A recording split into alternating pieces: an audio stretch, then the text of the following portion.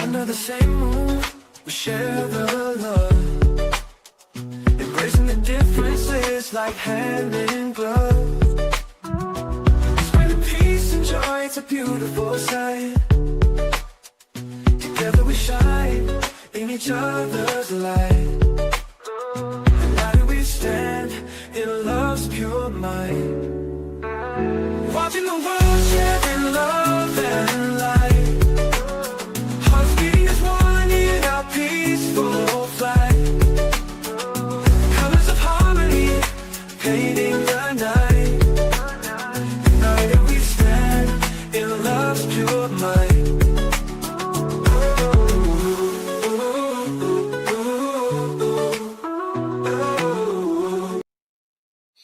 Good evening, everyone. Thank you for tuning in to Watching the World. Well, we have news at night tonight with Mama Flips coming up within the hour. She was in court today with the Alexander brothers trying to figure out what's going to happen. Today was Deliberation Day, so we look forward to seeing any updates in regards to that case. Very similar to Sean Diddy Combs in many ways. There were so many victims, so many women coming through talking about their circumstances in life.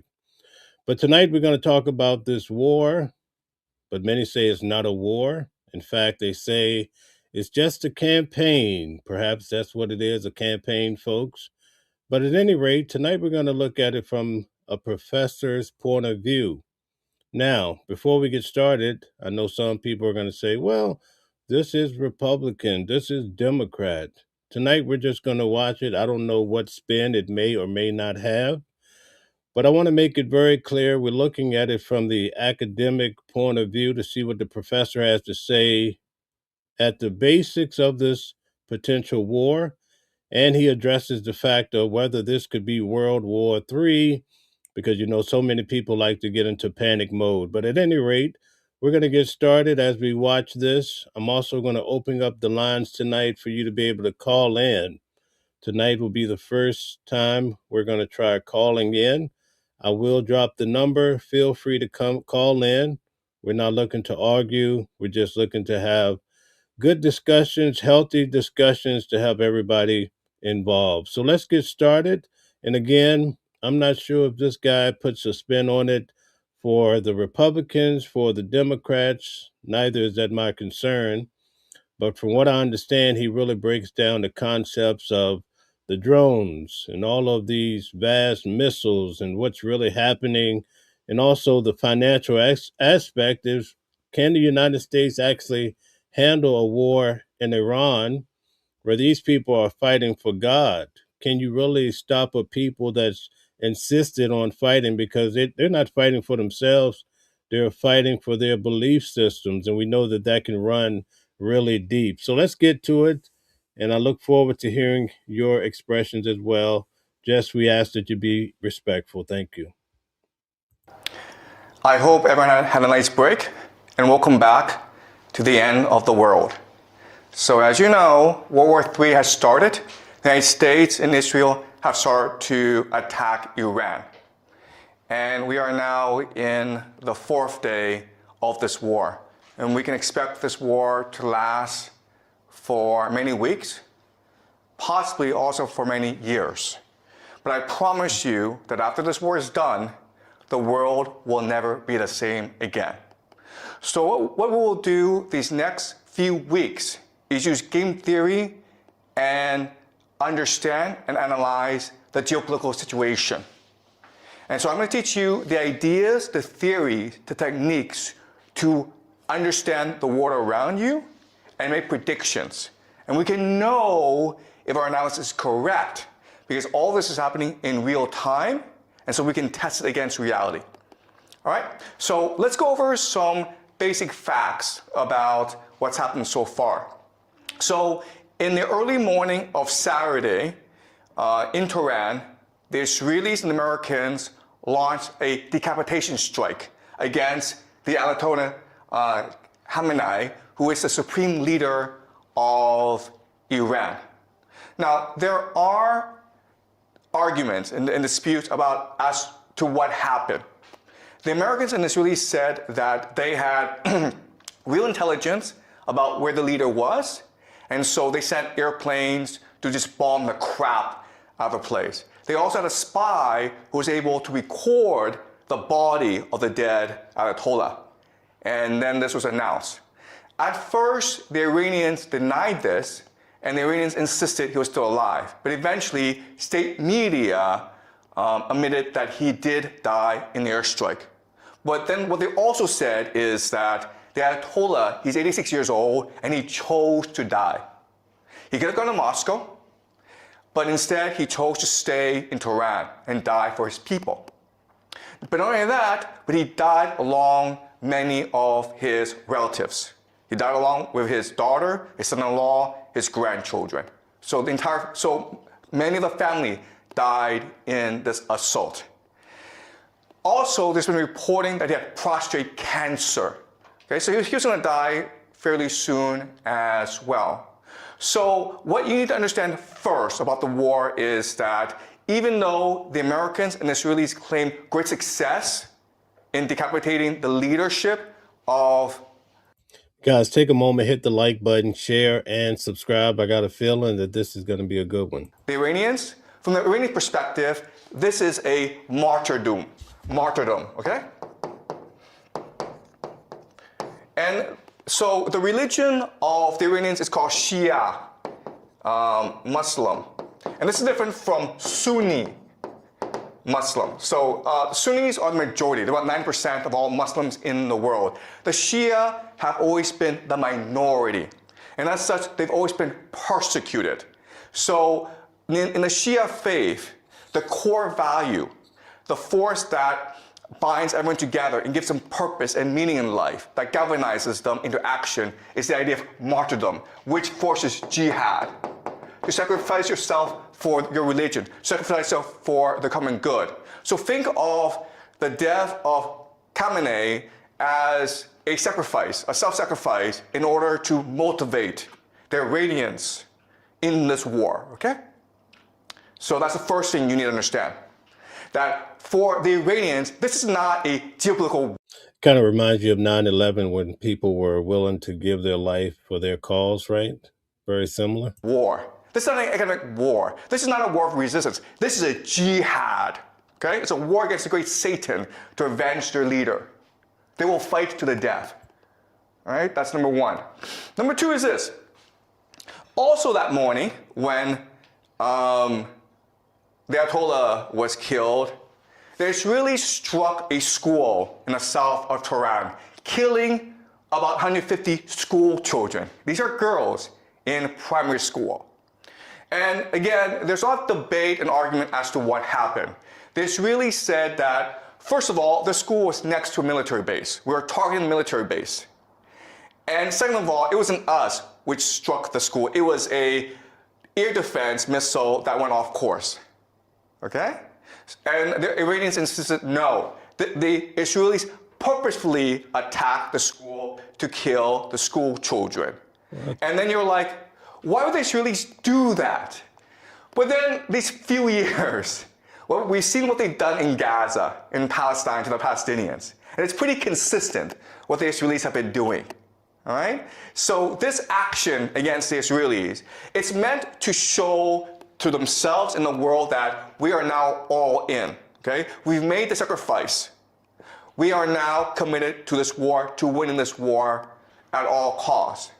And this action has also provoked the Iranian people to resist with their full might, okay?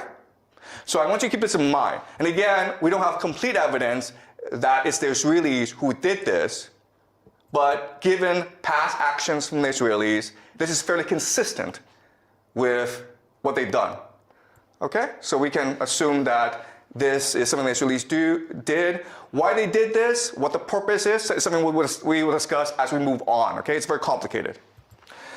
Next, I want to show you this. This is Dubai. And Dubai is considered one of the wealthiest, safest cities in the world. There are thousands, tens of thousands of Westerners who... I went to Dubai. I'm telling you, it's an amazing place. No graffiti. Just really cool. Move to Dubai because it's clean, you don't pay any taxes, you make a lot of money, and there are great restaurants. And this is really the economic model of Dubai. It's one of the Gulf, the GCC countries, okay? The Gulf coastal countries. And for the longest time, Dubai had a really good deal because they were under the protection of the American military. So they didn't have to pay for defense. And then they were in the Middle East, which is the oil producing center of the world. And so they focus on aviation, they focus on logistics, they focus on finance, on tourism. They became extremely wealthy, right? I'm not sure if you've taken Emirates, one of the best airlines in the world. So their airport, Dubai Airport, is the busiest in the world. And Dubai, for the longest time, was flourishing under American protection. And Dubai said to the world, listen, we're like Switzerland, we're neutral. We don't want any involvement in any wars. We're here just to take care of our citizens, to make sure everyone has a good time, to make money. And then right after the war started, the Iranians attacked the GCC, okay? Dubai, Abu Dhabi, Bahrain, Qatar, Kuwait, they attacked these places. And these places were like, what's going on? We're neutral, man. We're not involved in this war. And the airport was shut down in Dubai. At one point, the rich people in Dubai were willing to pay about $250,000 US just to get on a plane and get out of there, okay? So the reality is this. For the longest time, Dubai had a reputation for being safe, and that's why people moved their money there. Guess what, guys? After what the Iranians did, it's dead. Dubai as a city, in the long term, it is dead. Because you're a wealthy Westerner, you're not gonna move to a place where it could be attacked anytime by the Iranians. You might move to Singapore, you might move to Hong Kong, Japan, South America, but you're not moving to Dubai, okay? So the big question for us is, why did the Iranians do this? It's really the Americans who attacked you, why go after the GCC? All right? And not only that, but they're escalating the attacks against the GCC. So this is something that we will look at very closely today. Well, the short answer is because these places, even though they pretend to be neutral, they house the American military. They allow the Israelis and the Americans to use their airspace to attack Iran from. All right? So this is Bahrain. Now, Bahrain is interesting, okay? Because I want you guys to remember this. But Bahrain will probably be one of the major centers of this conflict. Because, first of all, this is the American Fifth Fleet. All right? This is their naval base in the Middle East. And as you can see, the Iranians are attacking it with missiles. And it's being blown up. Bahrain is interesting because it has about 50% or even more, okay, Shia, which is the religion of the Iranians. But the people in charge are the Sunnis. And so what makes this strike really important from our perspective is, first of all, not only are the Iranians attacking US military assets, not only are they destroying the economies of the GCC, but they're also trying to ignite a religious war, right? Because you're Shia, you're loyal to the Ayatollah. So did you catch that? They're trying to ignite a religious war, like we need another one, right? And if he's dead, then you must, as a religious obligation, now commit jihad against your enemies. And it's no different in other religions where, listen, if you want to kill the Pope, the Catholics would be really angry at you and they would want to kill you, right? So now you have the Shia who will probably eventually arise, creating a revolution in Bahrain, okay? So I think Bahrain will be the first to fall. Dubai will probably go bankrupt, okay? But in the long term, we can expect the entire GCC area, including Saudi Arabia, to eventually collapse, okay? And so this is something we'll use game theory to understand. All right, let's continue. So we will know how this war develops just based on geography, okay? So this is a map. And this map, even if you don't really know the war, even if you don't know the participants, even if you don't know the weaponry, this map will tell you exactly how this war will progress. All right, so some certain things. No doubt about it, guys. James says, I can tell you this, the gas stations in my area went up 30 cents overnight. You better believe it. Thank you, James. To keep in mind about this map. This is what we call this area, okay, really small, it's 33 kilometers wide, okay? People can swim across it. It's really, really narrow, okay? This small area, guys, it's called the Strait of Hormuz, all right? And it's important because it's really the center of the world. This one area is the nexus, the pivot of the world. Let me explain why. First of all, from the GCC, you have 20% of all the world's oil flowing through this narrow strait. Where does it go, guys? It goes to Asia, India, Pakistan, South Korea, China, Japan. India depends on 60% of its oil from this area. China depends on 40%. Japan, 75%. Prime Minister Takaichi of Japan has said that, listen, if the Strait of Hormuz closes, we're going to have oil in about 8-9 months. The entire Japanese economy would collapse in 8-9 months if the Strait of Hormuz were to close. And guess what? The Iranians have closed the Strait of Hormuz. Okay? So we can expect that the entire global economy will suffer greatly over the next few months. All right, so that's point number one. Point number two is, okay, so the GCC sends oil across the Strait of Hormuz, and what do they get back in return? Food, guys. All right, so people don't appreciate the GCC, but it is really the linchpin of the American empire. Because what is the American empire? The American empire is the petrodollar. All right? The idea of the petrodollar is this. The US dollar is worth nothing. It's only valuable if people want it. But the GCC says that if you want oil from us, you have to pay us in US dollars. Okay? Then that is the basis of the value of the US dollar. So, if the GCC collapses, the American economy and the American empire both collapse at the same time. The problem, though, is the GCC is an artificial construct of empire. It does not exist naturally. Why? Because there's no food, there's no oil, no water. Okay, guys? No food, no water. So, Guys, I posted this professor's information in the chat if you want to go check him out. these cities are able to grow in the millions because of all these petrodollars flowing in.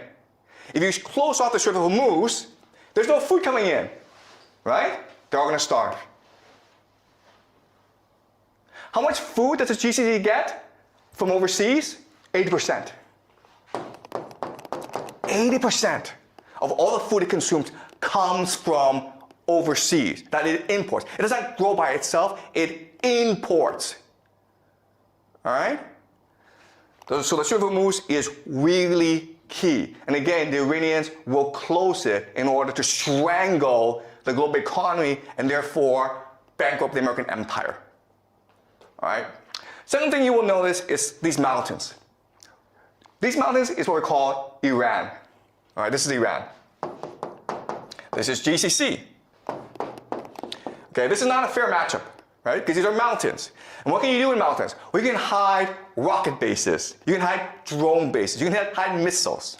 And that's the entire Iranian offensive strategy, all right? From here, they can hide missiles and drones from which to attack the GCC. And what are they attacking? They're attacking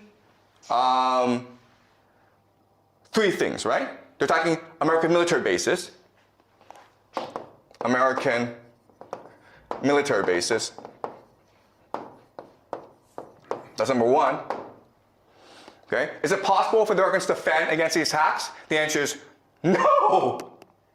It's not. It's the silliest thing in the world. You have all these bases in the Middle East, but you cannot defend them against the Iranians. That's kind of strange. Okay, but that's number one. Number two is oil and energy. How hard is it to blow up an oil field with a drone? Not hard at all. Can you defend these oil fields? No, you cannot. All right? Number three, And that's most important, is water. Okay? You guys don't know this, but the GCC has little access to fresh water.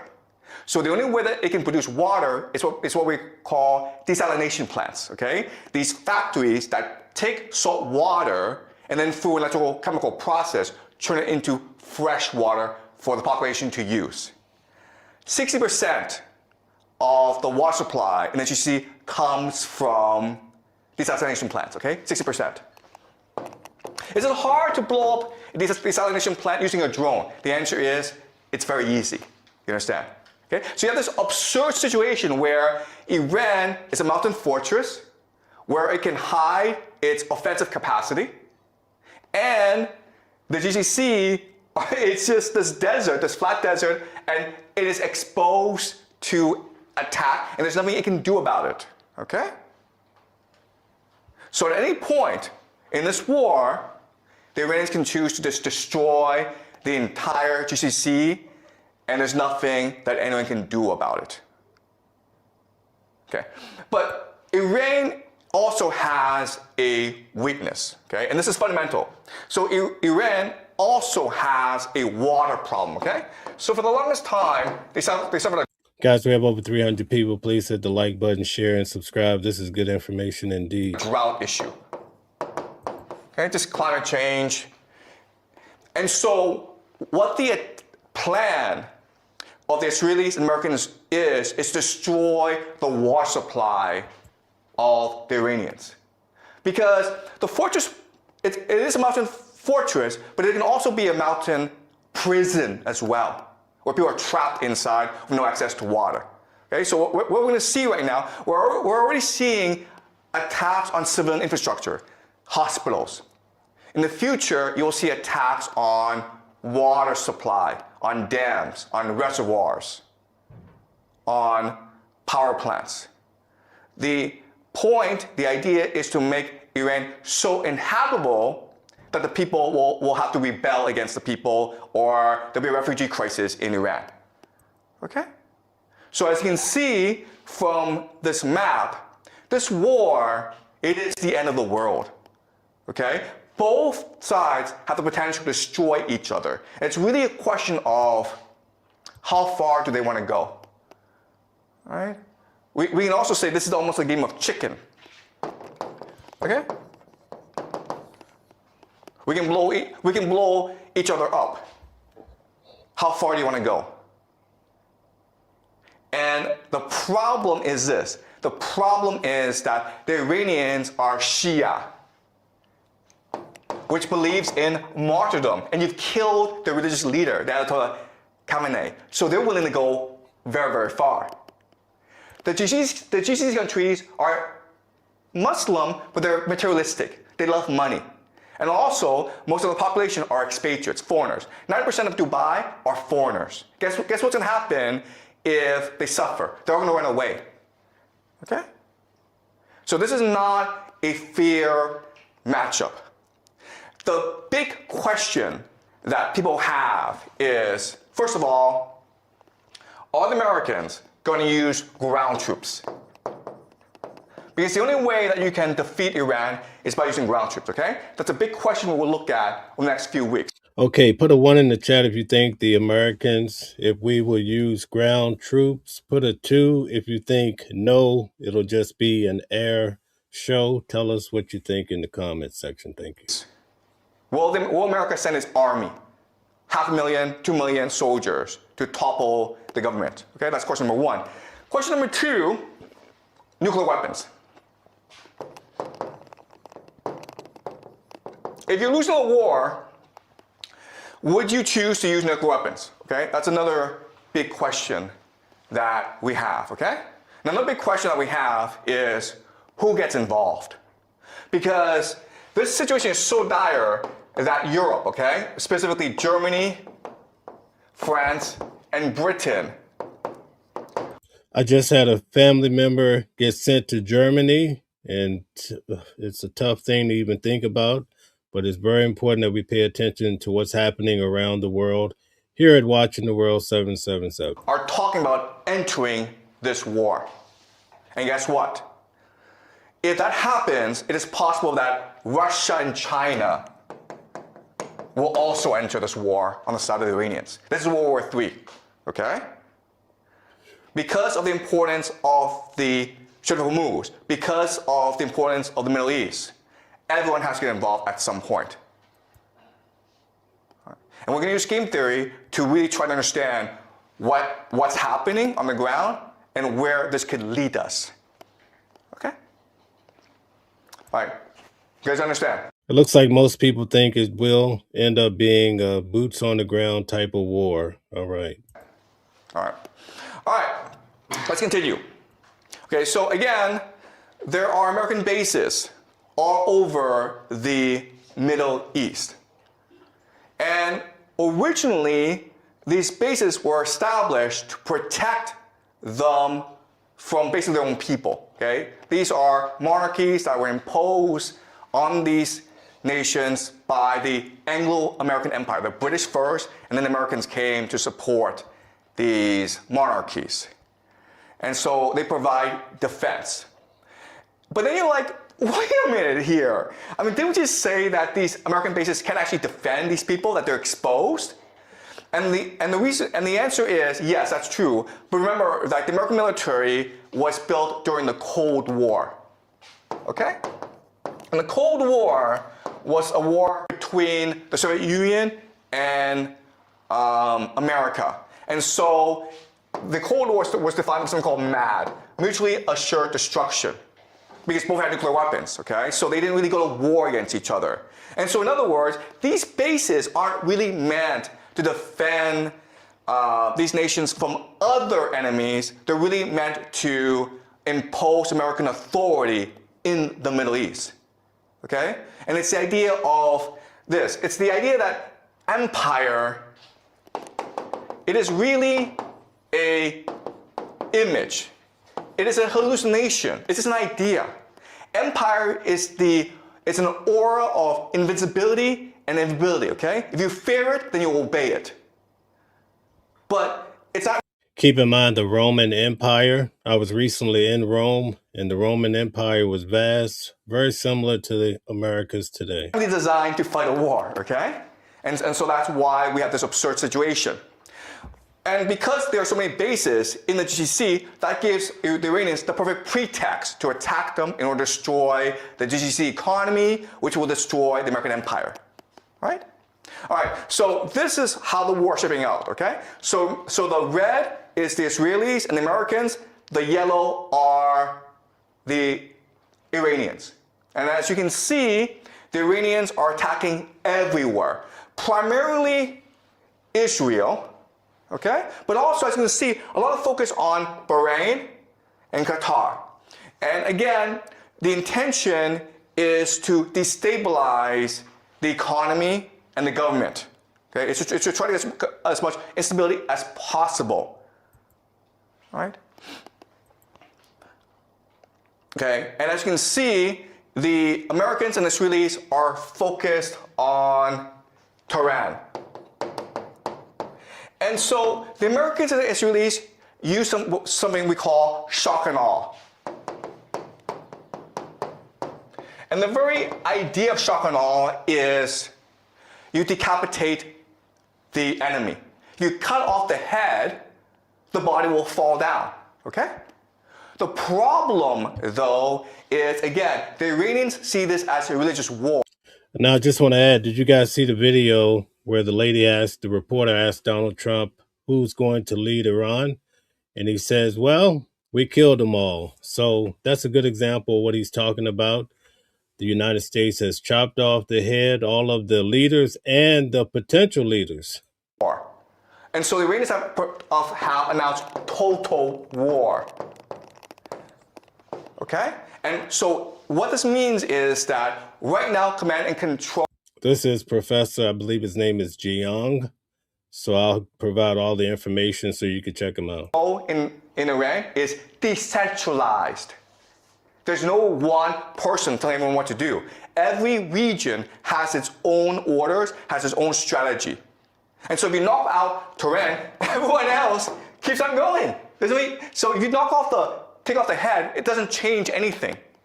Okay? But unfortunately, the Israelis and Americans use this as a military doctrine. Military doctrine just means how you design your military for what purpose. And so even though the Americans seem like an invincible army, Guys, take a moment, hit the like button, share, subscribe, support the channel. We try to bring you good information. they are not equipped to fight a 21st century war against drones, against destabilization, against religious fanatics. Okay, they're just not. All right. But unfortunately, because of military doctrine, they're going to keep on attacking Tehran. Now, the great irony of all this is that the Iranians who will be most supportive of of regime change, are actually in the cities because they are educated, they're progressive. The people who are most fundamentally against you, will fight you to the death, are religious fanatics, the Shia militants living in the rural areas. Okay? So this is a really silly thing where you are actually destroying those who will most likely support you, and you're leaving alone those who are most likely to commit jihad against you. All right? Any questions so far, guys? Are you clear? All right. So another idea that I want you guys to understand is the idea of asymmetry. Okay, you really have to pay attention to this part. This part right here is probably shocking. Asymmetry. All right, so what is asymmetry? Asymmetry means that the two sides are choosing to fight different wars using different techniques because one is much stronger than the other, okay? America is a great empire. It has unlimited resources. It has the USD. It controls the world, right? Iran is a country that has been under economic sanctions for the past 45 years. It's poor. Its technology is very limited, okay? But as we learn in this class, actually, those nations that are poor actually have more energy. They're more open, and they're more cohesive. All right, so let me give you an example. This is what we call the Shahad drones. Shahad drones. Each of these drones costs $50,000 at most, okay? At most. All right, so these drones cost $50,000. You really got to check this out. It can go as cheap as $35,000 US dollars. But one of them is $50,000. As you can see, you can fit a lot of these drones to a truck that can go anywhere in Iran, and they can hide anywhere. All right? So the thing to understand is, first of all, these drones are cheap. They're easy to make. They make about 500 a day. They make 500 a day. 500 a day. Okay? And estimates are about there's 80,000 right now that the Iranians have. So they can go on for a long, long time. Okay? And one of these drones, again, can knock out a desalination plant. It can knock out an oil field. It can knock out a hotel. It can do a lot of damage. Okay? And they have 80,000 in reserve, and they're making 500 a day. Do the math. Check it out. And it's easily transportable. You can hide it anywhere. You can use it from anywhere, okay? And that's what the Iranians are using as an offensive weapon. And how do the Americans defend against this? They use them. And keep in mind, Iran has been selling these drones. These drones have been a key ingredient in the Russia and Ukraine war. Take some time tonight and research it. You'd be amazed. It's called a THAAD, right? Right, guys? This is what they use. THAAD. THAAD stands for Thermal High Altitude Air Defense. And they also have like Patriot systems. There's a lot, okay? The thing that you need to know about the system is it's really expensive. This missile, guys, costs $1 million.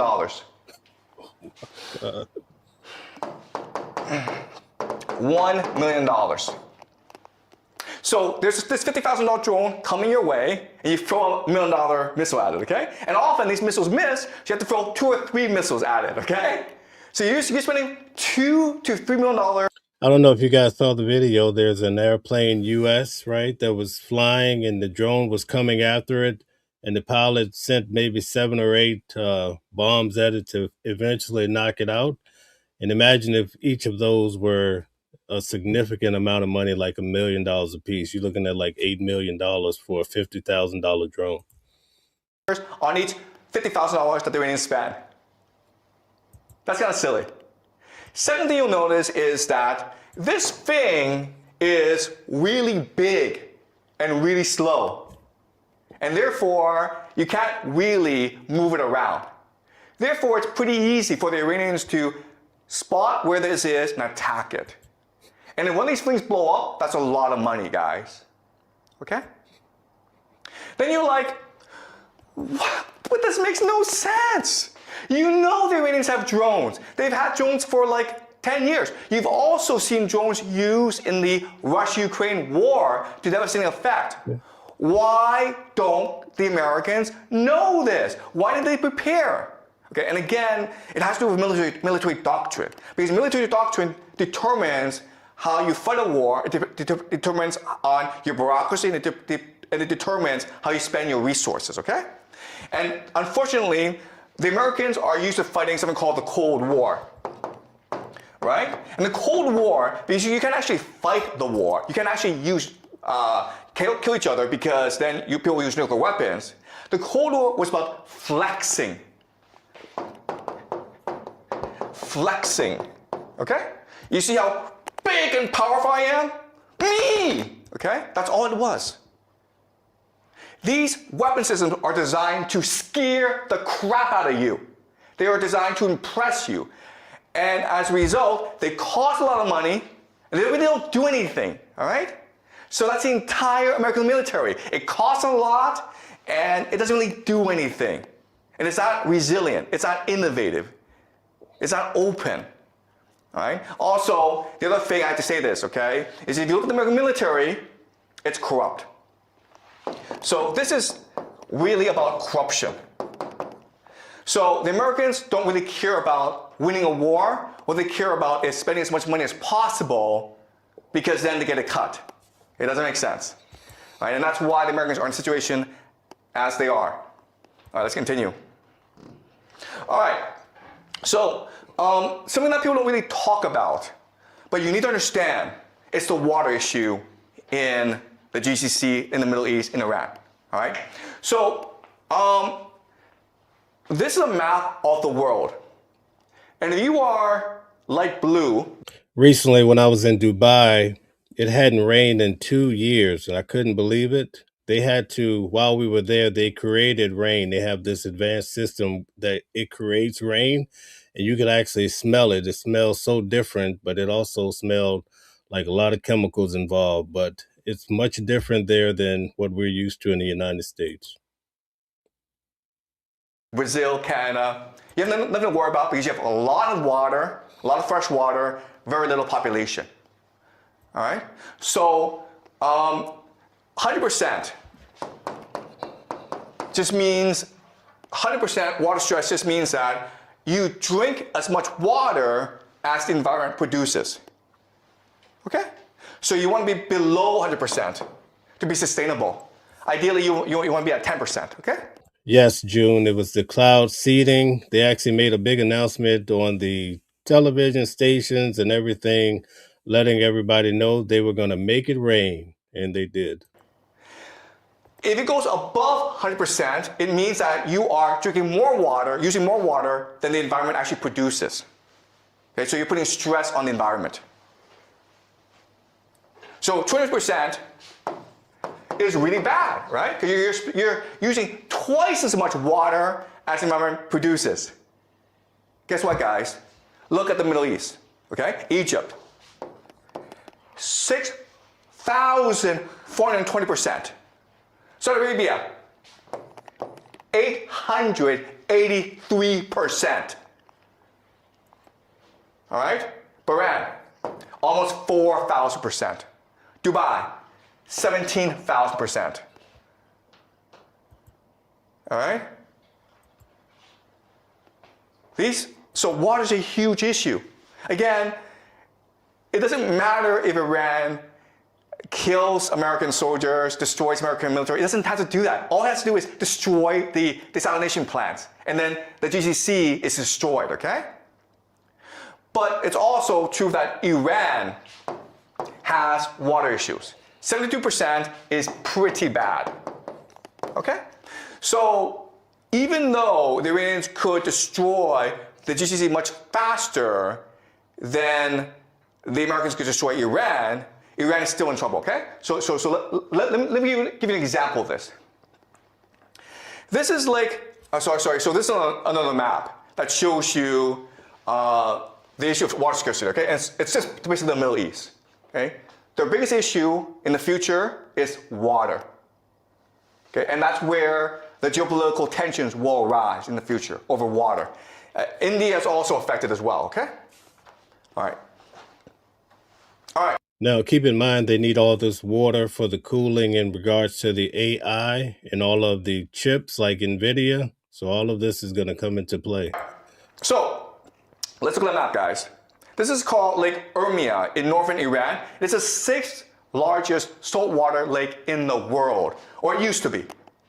Okay, this is what it was in 1984. This is the shallow, this is the deep, okay? You guys see that? It's really big, right? 20 years later, guys, this is what it looks like. There's no more water here. You can walk from here over to there, okay? There's some water over here, but it's shallow now. That's how serious the water issue is in Iran. And that's the weak point that the Americans and the Israelis will attack. All right? They want to make sure that Iran has no access to fresh water, which will cause devastation in their nation. Okay, that's strategy number one. Strategy number two is this. This is a map of the different ethnic minorities in Iran. As you can see, it's a very diverse place. In the center are the Persians, but you also have 10 other groups as well. And in the borderlands, it's basically a different country, right? Like, these are basically different countries. And so these places have more common areas with their neighbors than they do with Iran. Okay, so the second weakness of Iran. The first is the water. The second is the ethnic makeup of the country. Guys, we have nearly 500 people. Please hit the like button, share, and subscribe to the channel. Thank you. So the strategy of the Americans and the Israelis moving forward is to destroy Iran as a coherent nation state, divided into ethnic enclaves, and have them fight over water. That is the grand plan of the Israelis and the Americans, okay?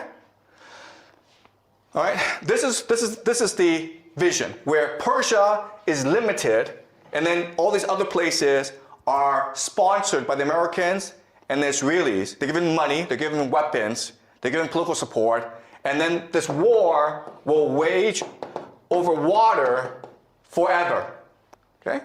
And this is how you destroy Iran and make sure Iran is no longer a viable threat to you. That is the plan of the Americans. Everybody's chasing after money.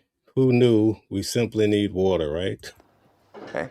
As you can see, it's a pretty evil plan. And that's why they have not announced it, right? Because if you announce it, you're like, why are you doing this? What did the Persians, what did the Iranians ever do to you to warrant you coming and destroying their civilization? And the answer is nothing, right?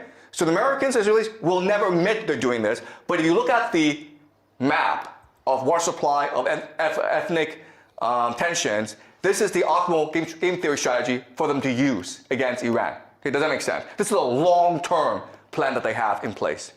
And it's all moving towards this plan. But now the question then is, how can the Iranians respond to this? And the answer is this. This is a map of the Muslim world, okay? So the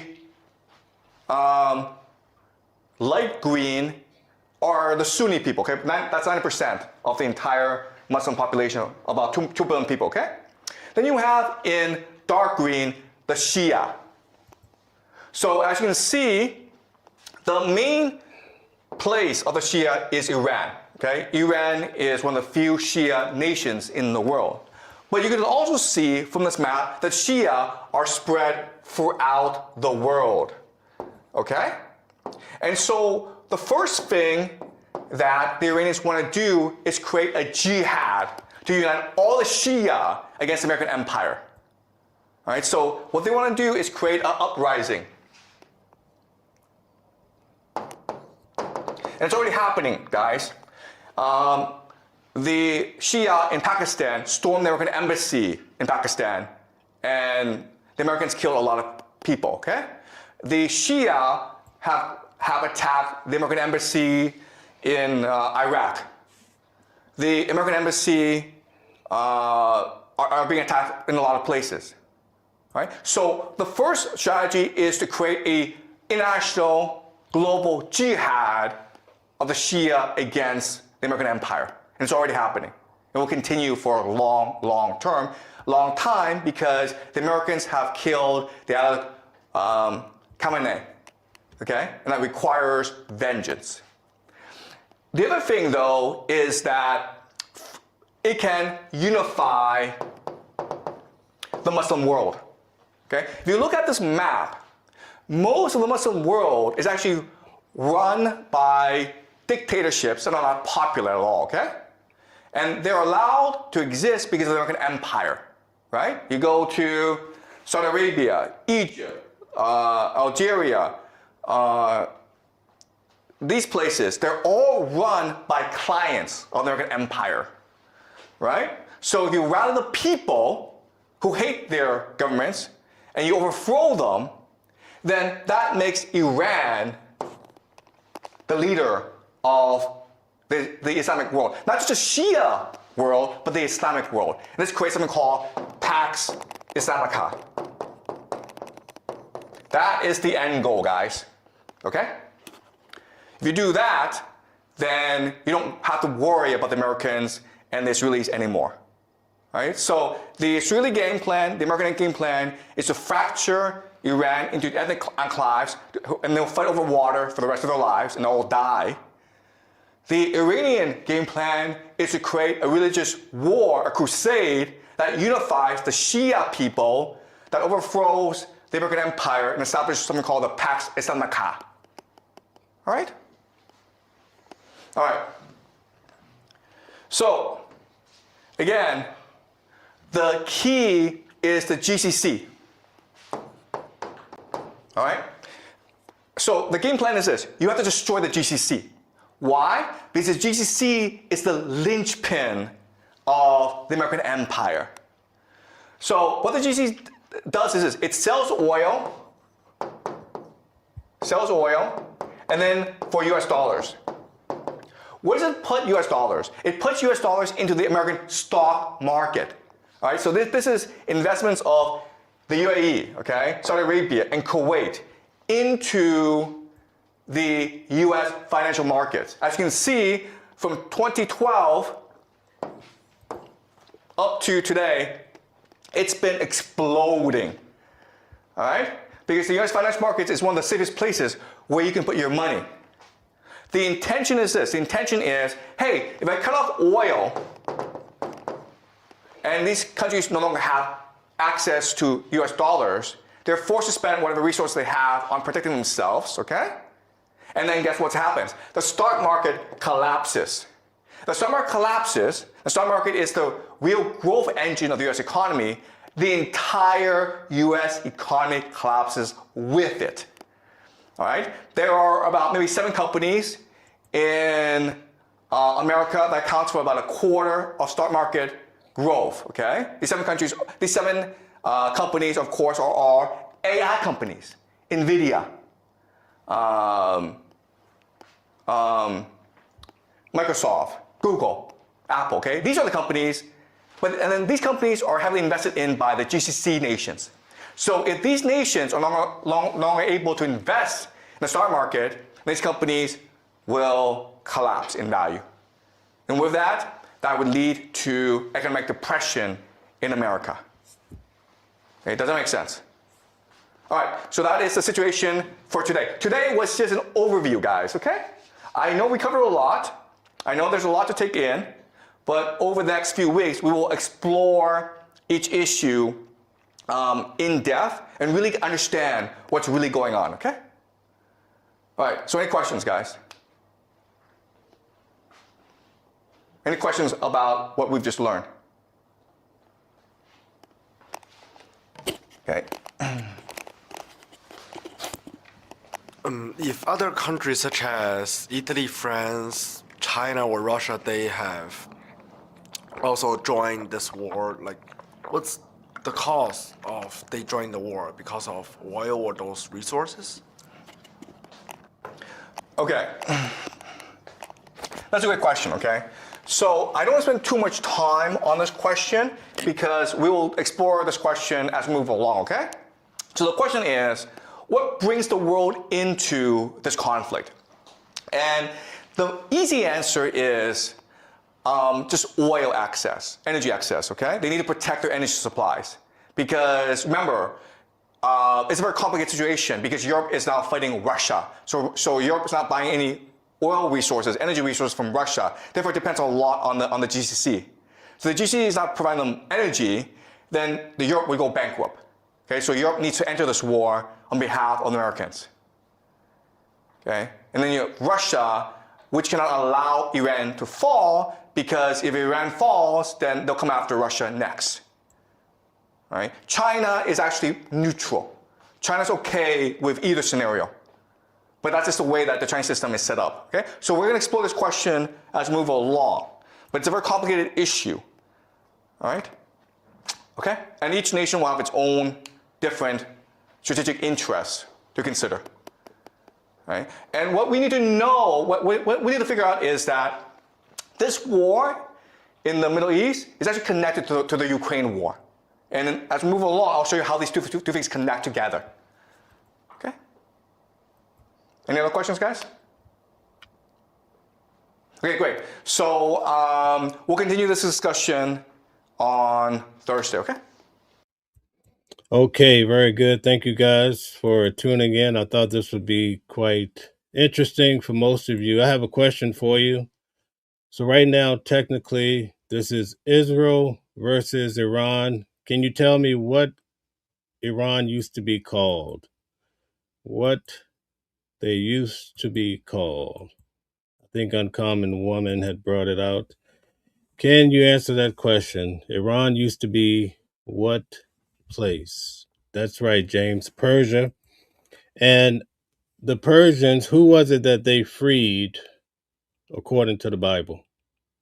Can you tell me who were the people that the Persians freed according to the Bible? I don't think most people realize this. Now they're fighting, but who did they free after they had went into captivity for so many years according to the Bible? Yes, that's right, James. You're right again. The Jews, the Israelites. All right. So there you have it. So the Persians, according to the Bible, freed the Israelites. And now look what's happening today. They're back at it again. So that's a little lesson. You can check it out. It's right there. Most people read their Bible and all of their religious material. But some of those little points they don't pick up because it's mostly in history, not necessarily expressed in the Bible directly. Bible prophecy. Okay, I can understand that too, Brittany. Great job. All right, guys, we're about to do the show with Mama Flips. So I have to end this show and we're going to go back live again. So make sure go have a good wine break, a coffee break, tea break, a drink, or whatever you're going to do. We'll be back in just 5 minutes. Thank you for your time. I think this was amazing to go through this information. We will have these type of shows sometimes. And I know some people don't want to hear the academic stuff, but this is an actual professor, and I like checking out his stuff. I'll see you in 5 minutes. Thank you. You're far too kind. Different voices, but the same song. Loving a world where we all belong. Kindness leading the way, breaking the chains. In the symphony of love, the flame remains. Embracing diversity, brighter days in sight. Watching the world share in love and light. Hearts beating as one in our peaceful flight. Colors of harmony, painting the night. United we stand in love's pure might.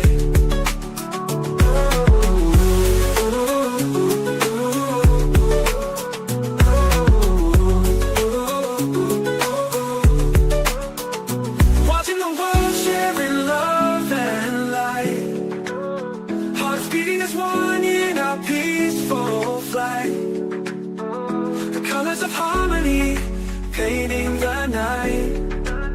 United we stand in love's pure might.